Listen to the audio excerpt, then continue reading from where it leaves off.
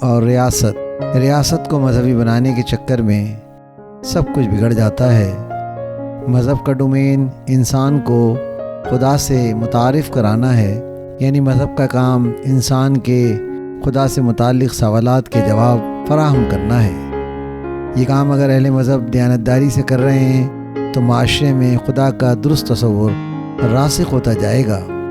اگر راسخ نہ بھی ہو تو اسے بھی اہل مذہب کی شکست نہیں سمجھا جائے گا۔ اہل مذہب کی شکست کا آغاز وہاں سے شروع ہوتا ہے جب وہ خدا کے ڈومین میں داخل ہو کر اپنے مذہبی فہم کو ابلاغ سے بڑھا کر نافذ کرنے کی تحریک شروع کر دیتے ہیں۔ یہیں سے اہل مذہب اور مذہب کے زوال اور معاشرے کی بربادی کا آغاز شروع ہوتا ہے۔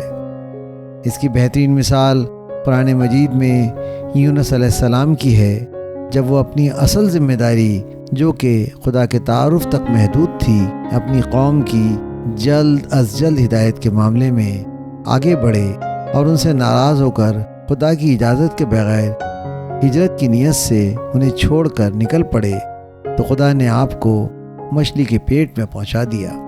اگر وہ اس موقع پر اپنی غلطی کا اعتراف ان پر احساس الفاظ کے ساتھ نہ کرتے، لا الہ الا انت سبحانک انی کنت من الظالمین، تو آپ کبھی خدا کی رحمت کے مستحق نہ ٹھہرتے۔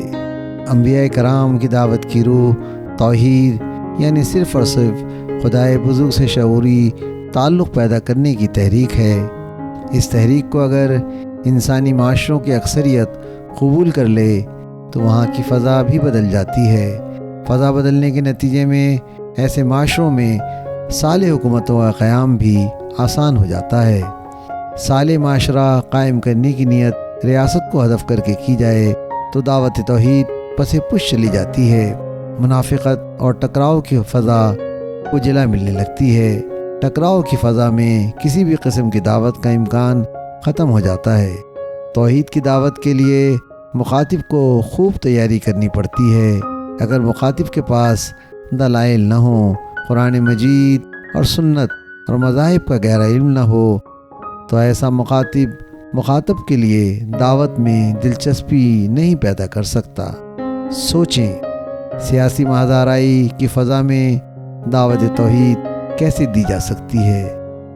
جن مذہبی جماعتوں نے مسلم معاشروں میں حکومت حاصل کرنے کے لیے حکومت کو چیلنج کیا، سیاسی عمل میں شامل ہو کر شریعت کے نفاذ کی کوشش شروع کی، اس کے نتیجے میں معاشرے میں انتشار بڑھتا ہے اور کئی جماعتیں فرقہ وارانہ چھاپ کے ساتھ وجود میں آ جاتی ہیں، جس سے برسوں کی فرقہ وارانہ کیفیت و انتشار کی فضا کو مزید تقویت ملتی ہے۔ سوسائٹی کی مذہبی تعمیر نو کا ایک ہی طریقہ ہے کہ تعلیم کو عام کیا جائے، عام تعلیم سے ابتدا کی جائے، تخصیصی تعلیم کے اداروں کے معیار کو بلند کیا جائے، چاہے وہ تعلیم سائنس کی ہو یا میڈیسن، بزنس، معیشت، سیاست و مذہب کی ہو، تمام تعلیمی شعبوں کو یکساں اعلیٰ بلند معیار کا بنایا جائے اور ان میں صرف اہل طلبہ کو داخلہ دیا جائے۔ اعلیٰ باصلاحیت باکردار اساتذہ کے ساتھ اگر معاشرہ اس طریقے سے تیاری کرے گا تو اس معاشرے میں آپ ہر شعبے کے لیے بہترین افراد ملتے جائیں گے۔ تعلیمی ادارے سے نکلنے والے افراد اگر باصلاحیت ہوں تو معاشرے کے جس شعبے میں جائیں گے اس شعبے کو 4 چاند لگ جائیں گے۔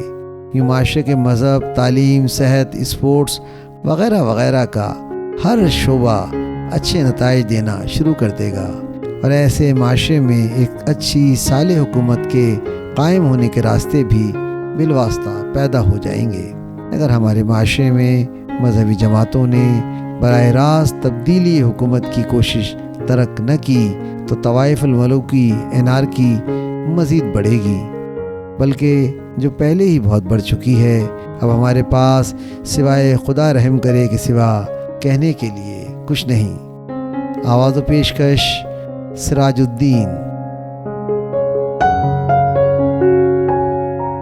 ویڈیو پسند آئی ہے تو لائک کیجئے، سبسکرائب کیجئے تاکہ آپ کو میری نئی ویڈیو کا نوٹیفیکیشن بر وقت مل سکے۔ شکریہ۔